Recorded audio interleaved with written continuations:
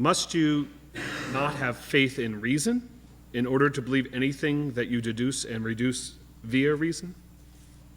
I guess this is, do you have faith in reason?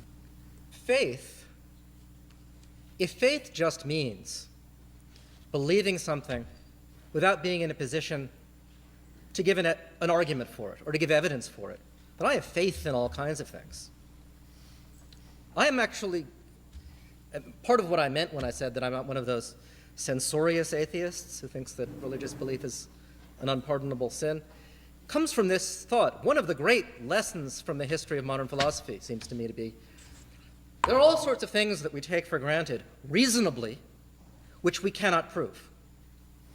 I believe that there's a cup in front of me. If you ask me for evidence for that, I'll say, it certainly looks and feels and sounds to me as if there's a cup in front of me. If you ask with what justification I trust my senses here and now, I don't have much to say about that. That our senses are normally reliable and supply us with reasonably good information about what's going on around us is something that reasonable people believe, even if they can't give an argument for it. And in fact, if you tried to cite evidence for it, any argument you'd give would be circular because you would be taking the evidence of the senses for granted in giving the argument in the first place. So I have nothing against there being first principles from which we reason. Mm-hmm. And I don't have a principle which tells me which first principles are rationally acceptable and which aren't.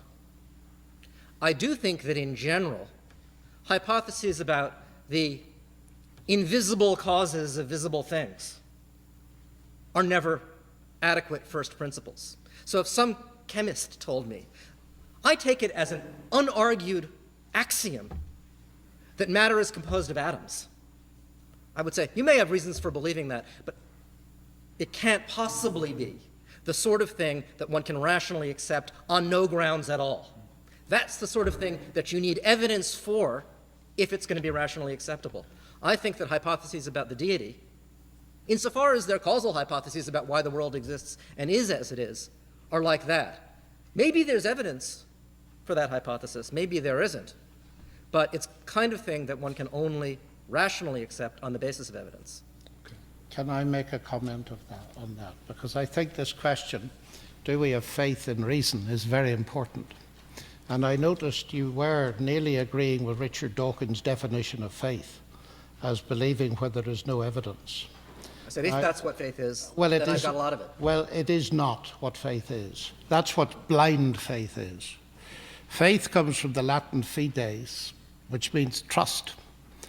And the basic ideas we all know.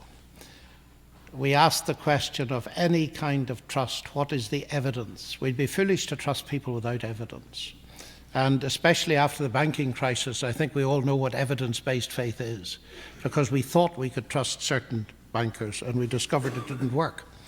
So it seems to me this is very important because, now I'm not referring to you now, Gideon, but one of the widespread feelings, certainly in Oxford with my colleagues, is this. Faith is a religious concept. It means believing where there's no evidence. Now that is dangerously wrong in two directions. Firstly, other faiths must speak for themselves, but the Christian faith is the opposite of that.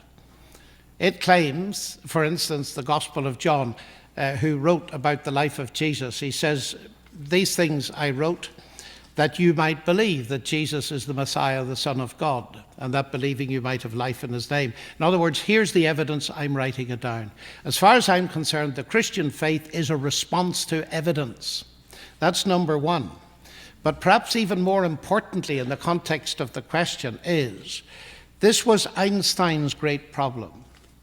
Many of my colleagues who are scientists do not realize that faith is utterly essential to science, because every scientist must believe as a prerequisite in the rational and mathematical intelligibility of the universe. And Einstein was clever enough to see that this created a problem.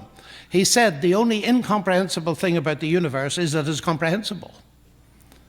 And Wigner wrote a paper, Eugene Wigner, Nobel Prize winner in physics, talked about the unreasonable effectiveness of mathematics. How is it that reason gives us insight into the world out there? Now, when I look at that from a worldview perspective, and I'll be very brief, it seems to me that here atheism undermines the whole project. because it tells me that the mind with which I'm doing the thinking is the brain, at least the extreme reductionists do. The brain is the end product of a mindless, unguided process. Now, I submit to you, if you pick up your computer tomorrow morning and you knew it was the end result of a mindless, unguided process, you wouldn't use it anymore. Why should we trust the product of a mechanism that is itself the result of a mindless, unguided process? And Alvin Plantinga, I think, is one of the clearest writers on this, the very eminent North American philosopher, pointing out that this viewpoint is undermining not simply belief in God, it undermines every belief. It undermines the rationality we need to do science. On the other hand, the Judeo-Christian tradition gives you eminent reason for trusting your mind to do science. And the interesting thing is, it's arguable, very strongly arguable, I believe, that it was this view that led to the rise of modern science in the 16th and 17th centuries. Men became scientific. Why? Because they expected law in nature. Why? Because they believed in a lawgiver. And that's why this university has got an open Bible and talks about flourishing intellectually under God. That's why Harvard is Veritas, Christo et Ecclesiae, truth for Christ and the church, because in that era, it was the Christian cradle, the Judeo-Christian cradle, that was the motor that drove science. We forget that, I think, at our peril. So it seems to me that Christianity furnishes that rational warrant for doing science, whereas atheism undermines it completely.